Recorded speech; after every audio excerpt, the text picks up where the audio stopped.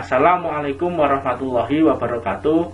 Salam Pramuka, kakak-kakak peserta kursus pembina pramuka mahir tingkat dasar tahun 2020. Hari ini kita akan belajar tentang SKU, TKU, dan SKK, TKK, syarat dan tanda pramuka Garuda, serta bagaimana cara mengujinya. Sebelum memasuki materi kita yang pertama, terlebih dahulu saya akan memperkenalkan diri. Kakak, nama saya adalah Nanang Kuswoyo. Alamat saya di Desa Bagurjo, Kecamatan Srono.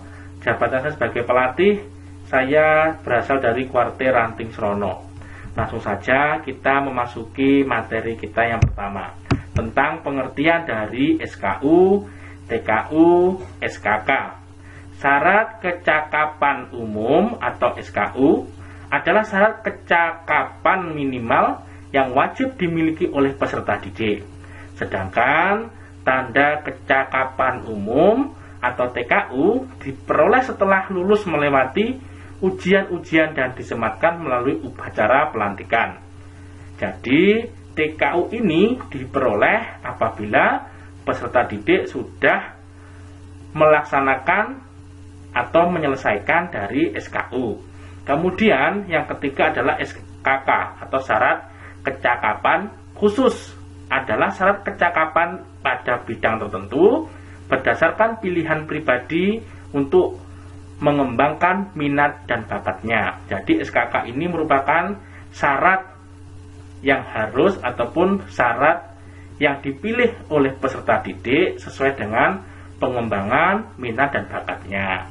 Setelah menyelesaikan SKK, peserta didik akan memperoleh yang namanya TKK, tanda kecakapan khusus. Ya, jadi tanda ini diperoleh setelah melalui ujian-ujian dan disematkan pada upacara pelantikan. Selanjutnya ada syarat pramuka Garuda. Syarat pramuka Garuda ini adalah syarat-syarat kecakapan yang harus dipenuhi oleh seorang pramuka untuk mencapai persyaratan tertentu sebagai pramuka Garuda. Nah, untuk memperoleh tanda pramuka Garuda ini, peserta didik telah melalui ujian-ujian dan disematkan dalam upacara pelantikan. Jadi, apabila peserta didik nanti setelah menyelesaikan SKU, kemudian SKK, kemudian syarat pramuka Garuda, dalam penyematannya itu dilaksanakan pada saat upacara pelantikan. Jadi, ada tersendiri khusus, yakni upacara pelantikan. Yang selanjutnya, SKU sebagai alat pendidikan yang merupakan rangsangan dan dorongan bagi para pramuka untuk memperoleh kecakapan yang berguna baginya untuk berusaha mencapai kemajuan dan untuk memenuhi persyaratan sebagai anggota gerakan pramuka. Di sini dijelaskan merupakan rangsangan dan dorongan bagi pramuka untuk memperoleh kecakapan yang berguna baginya, kemudian berusaha untuk mencapai kemajuan guna memenuhi persyaratan sebagai anggota gerakan pramuka. Kemudian kakak, sebelum kita lanjut materi, di sini ada lagu. Lagunya berjudul Ku Jadi Pramuka. Seperti ini lagunya. Bukan karena topinya ku jadi pramuka, bukan karena hasduknya ku jadi pramuka, bukan karena bajunya ku jadi pramuka, tapi karena hatinya ku jadi pramuka. Bukan karena topinya ku jadi pramuka, bukan karena hasduknya ku jadi pramuka, bukan karena bajunya ku jadi pramuka, tapi karena hatinya ku jadi pramuka. Nah, jadi lagu ini bisa kakak-kakak ajarkan kepada peserta didik. Bukan karena topinya ku jadi pramuka, bukan karena hasduknya ku jadi pramuka, bukan karena bajunya ku jadi pramuka, tapi karena hatinya ku jadi pramuka. Nah kakak-kakak, itu sekilas tentang lagu yang berjudul Kujadi Pramuka. Selanjutnya masuk kepada materi berikutnya tentang SKU, disusun menurut pembagian golongan usia pramuka, yakni ada golongan siaga, kemudian ada golongan penggalang, ada golongan penegak, dan golongan pandega. SKU untuk siaga terdiri dari 3 tingkat, yakni ada siaga mula, ada siaga bantu, dan ada siaga tata. Nah, berikut ini adalah tanda dari SKU pramuka pramuka siaga. Jadi kalau tata cuma 1 stripnya, kemudian kalau bantu itu ada 2, kemudian kalau tata ada 3. Selanjutnya SKU untuk golongan penggalang terdiri dari 3 tingkatan, yakni ada tingkat penggalang ramu, kemudian tingkat penggalang rakit, dan tingkat penggalang terap. Nah, biasanya ini untuk anak-anak yang di SMP ataupun di SD yang kelas 5 dan kelas 6. Ini adalah contoh dari gambar SKU untuk pramuka penggalang. Ada ramu, ada rakit, ada terap. Kemudian yang berikutnya ada SKU untuk golongan penegak. Golongan penegak terdiri dari 2 tingkatan, yakni ada penegak bantara dan tingkat penegak laksana. SKU untuk golongan pandega terdiri dari 1 tingkatan saja, yaitu tingkatan pandega. Nah, berikut ini adalah gambar dari TKU untuk pramuka, penegak bantara, laksana, dan pandega. Biasanya TKU ini dipasang di lidah baju yang berada di pundak. Kalau di dalam dunia militer namanya ipolet, ya. Kemudian TKU dimiliki peserta didik dengan jalan melalui bentuk ujian-ujian yang dilakukan secara perorangan. Nah, kakak mohon nanti dalam penerapannya pengujian SKU ini benar-benar dilakukan dengan baik dan benar, sesuai dengan petunjuk-petunjuk tata cara pengujian SKU. Jadi tidak hanya ujuk-ujuk diberikan kepada peserta didik, namun peserta didik melalui bentuk ujian-ujian sesuai dengan kemampuan, kemudian sesuai dengan minatnya, yang secara perorangan, tidak boleh berkelompok. Karena TKU atau SKU ini cara pengujiannya berdasarkan kemampuan pribadi dari masing-masing peserta didik. Selanjutnya SKK dan TKK. SKK dan adalah syarat kecakapan khusus yang berupa kecakapan, kepandaian, kemahiran, ketangkasan, keterampilan, dan kemampuan di bidang tertentu yang lain dari kemampuan umum yang ditentukan dalam SKU. Nah, di situ disebutkan bahwa SKK ini merupakan kemampuan umum yang lain dari ketentuan yang ada di dalam SKU. Jadi ini merupakan syarat kecakapan tambahan, bisa kalian seperti itu, yang dimana dalam SKK ini disesuaikan dengan kepandaian, kemahiran, ketangkasan, keterampilan, dan minat serta bakat dari masing-masing peserta didik. Kemudian TKK, ya, jadi setelah menyelesaikan SKK, adik-adik akan mendapatkan yang namanya TKK berupa tanda-tanda, yaitu sebagai alat pendidikan yang merupakan rangsangan dan dorongan bagi para pramuka untuk memperoleh kecakapan dan keterampilan yang berguna untuk kehidupan dan penghidupannya sesuai dengan bakat dan keinginannya, sehingga mendorong semangat sebagai wiraswastawan di masa mendatang. Karena di dalam TKK ini kakak bermacam-macam sekali keterampilan yang diajarkan. Ya, jadi di sini diharapkan adik-adik dari peserta didik kita mampu mengembangkan keterampilan yang nantinya muaranya akan berguna bagi kehidupan dan penghidupannya sesuai dengan bakat dan keinginannya, sehingga setelah lulus ataupun setelah menyelesaikan pendidikan kepramukaan bisa terjun ke dalam dunia masyarakat, bisa menjadi wira swasta dan sebagainya dengan kecakapan serta keterampilan yang telah dimiliki selama menjadi atau selama belajar di dalam anggota pramuka. Kemudian yang berikutnya adalah TKK. TKK ini dikelompokkan menjadi 5 bidang. Jadi ada bidang agama, mental, moral, spiritual, pembentukan pribadi, dan watak. Kemudian pada bidang agama ini bentuk tanda TKK-nya biasanya memiliki dasar warna kuning. Yang kedua yaitu bidang patriotisme dan seni budaya. Warna TKK-nya dasarnya merah. Kemudian yang ketiga bidang keterampilan dan teknik pembangunan, warna dasar TKK-nya hijau. Kemudian yang keempat bidang ketangkasan dan kesehatan, warna dasar TKK-nya putih. Kemudian yang terakhir bidang sosial, peri kemanusiaan, gotong royong, ketertiban masyarakat, perdamaian dunia dan lingkungan hidup, warna dasar TKK biru. Nah kakak, ini adalah contoh dari TKK bidang agama, mental, moral, spiritual, pembentukan pribadi dan watak. Di sini ada beberapa contoh seperti TKK sholat, TKK khotib, TKK qori, kemudian TKK muadzin, kemudian ada TKK berdoa, dan sebagainya. Warna dasarnya berwarna kuning, seperti yang sudah dijelaskan di depan tadi.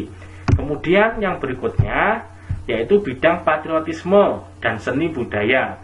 Ini biasanya dasar dari TKK-nya berwarna merah.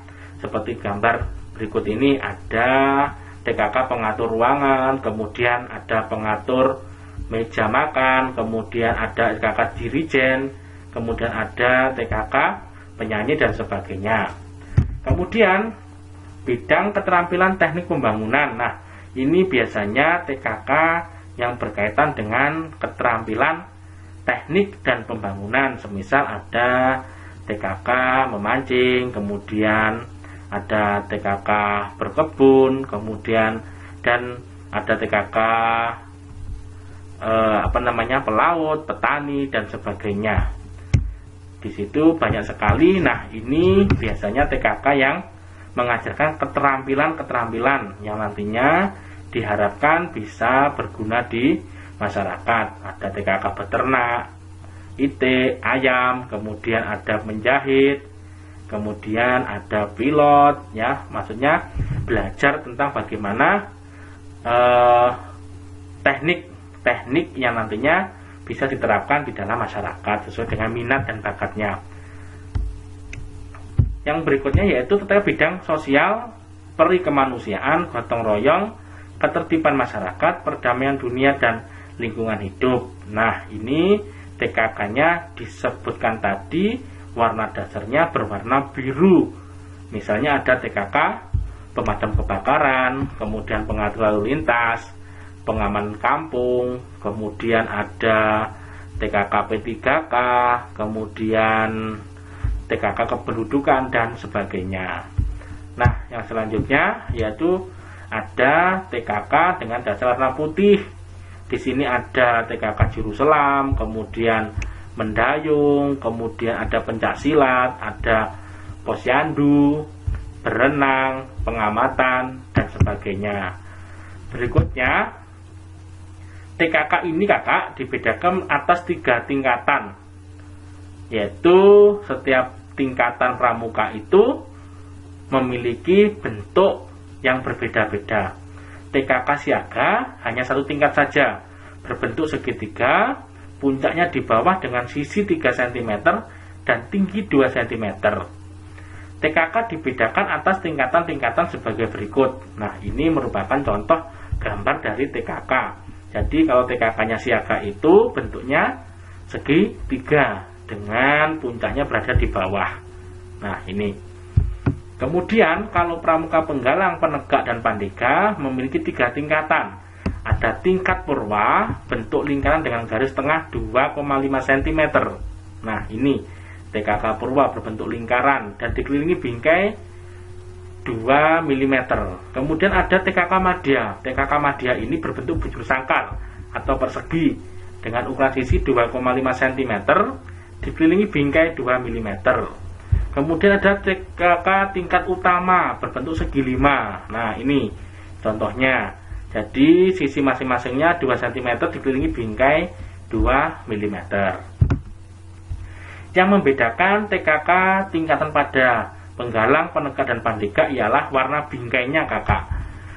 Siaga, penggalang, penegak, dan pandega itu yang membedakan adalah bingkainya atau garis tepinya. Kalau TKK penggalang itu berwarna merah, kemudian kalau TKK penegak dan pandega itu warna bingkainya kuning.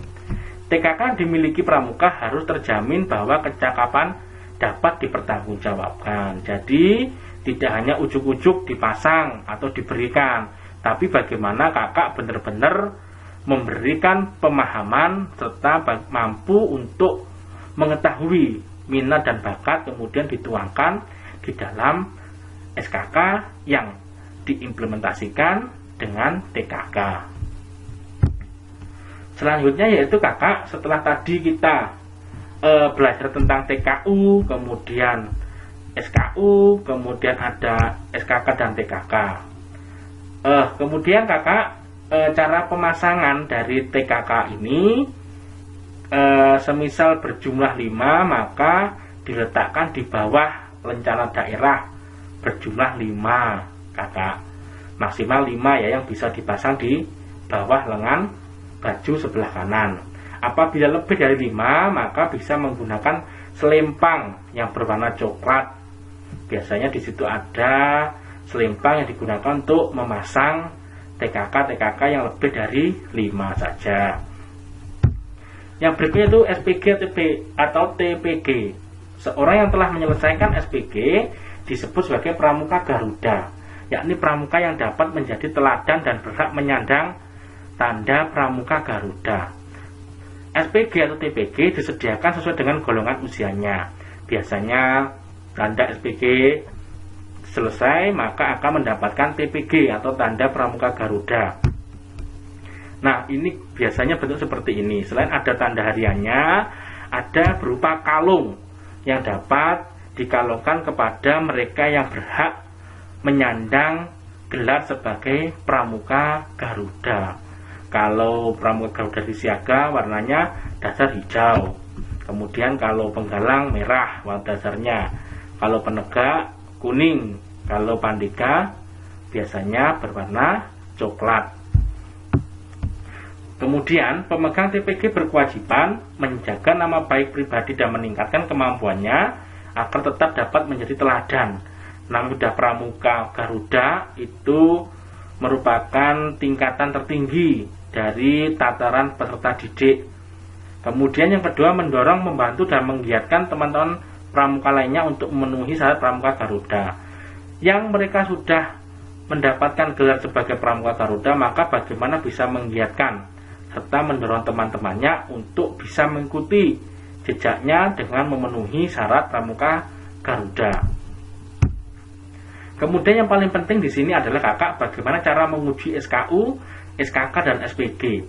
Yang pertama, penguji SKU adalah pembina pramuka atau pembantu pembina pramuka yang langsung membina pramuka yang diuji. Jadi kalau dulu zaman saya itu salah kaprah kakak. Jadi yang menguji atau yang menandatangani SKU-nya itu adalah kakak-kakak Dewan Galangnya.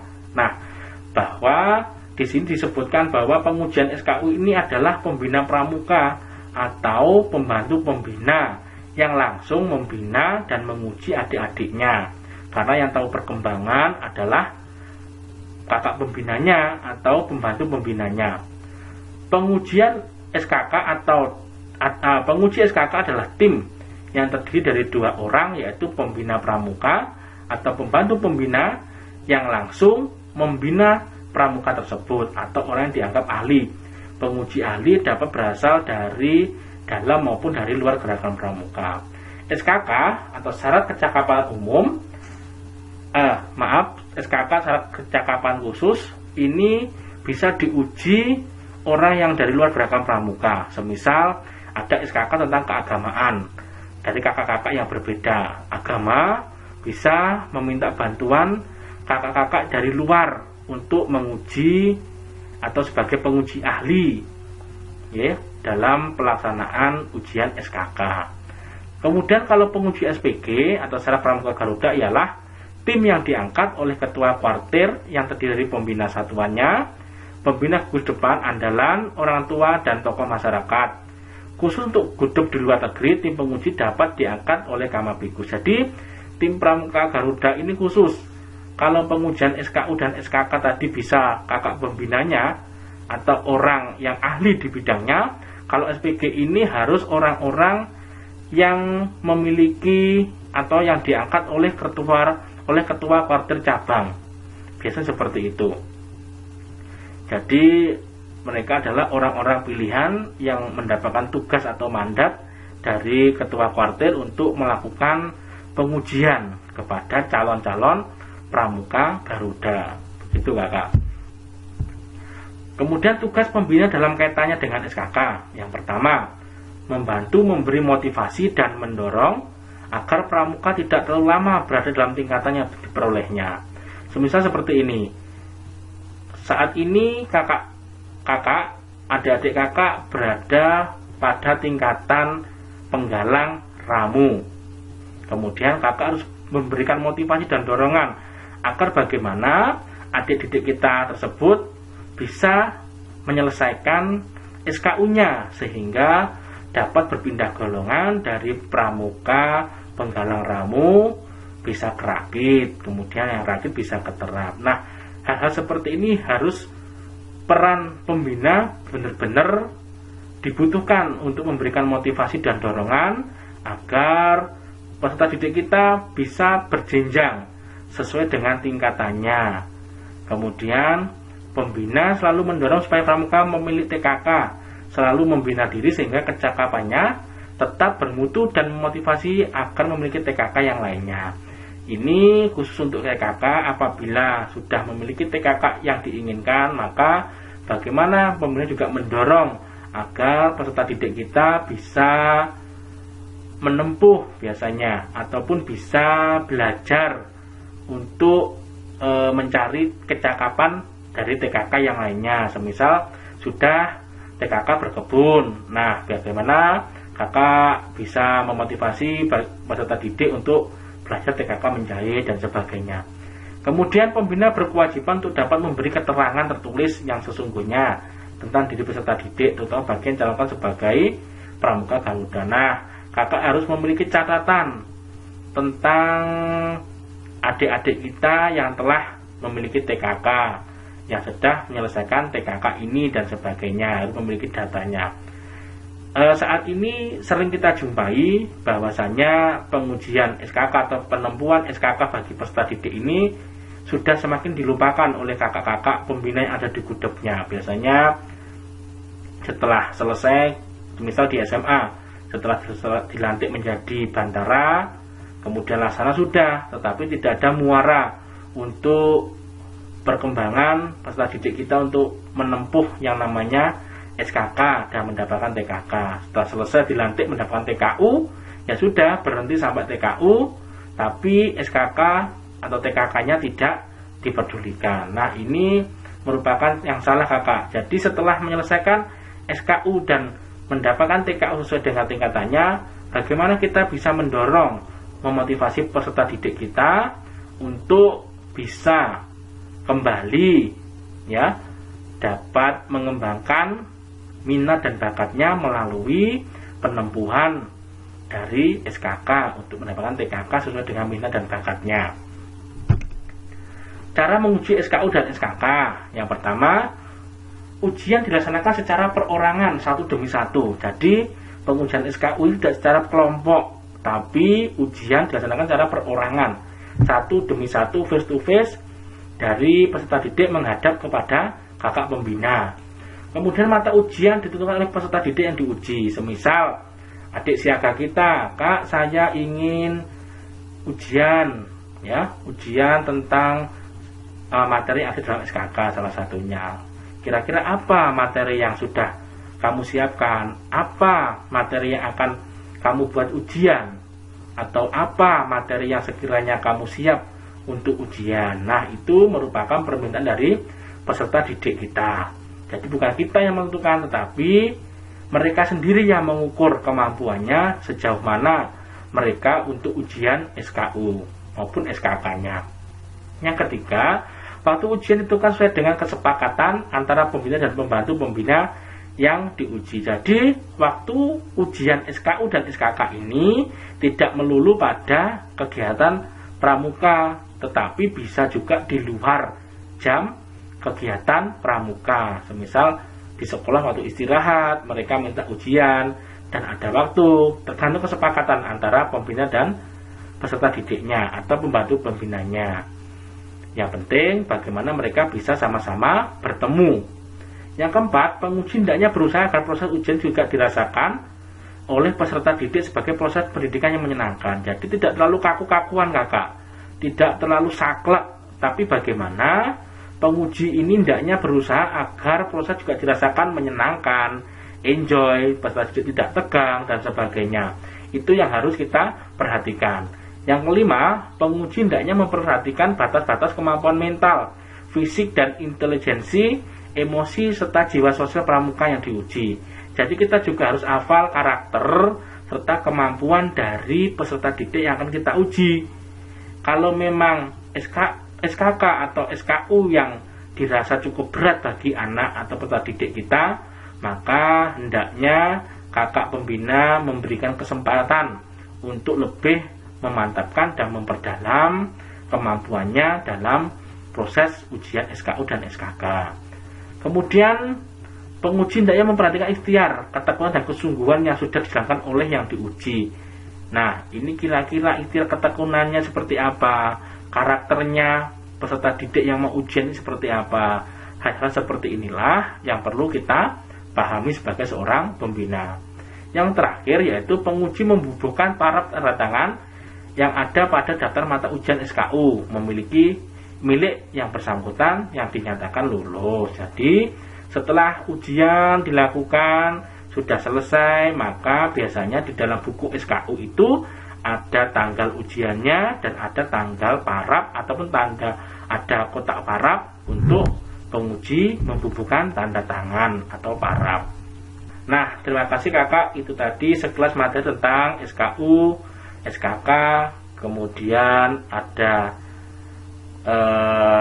cara-cara ujian bagi pramuka Garuda. Terima kasih kakak, sampai bertemu lagi pada kesempatan berbeda.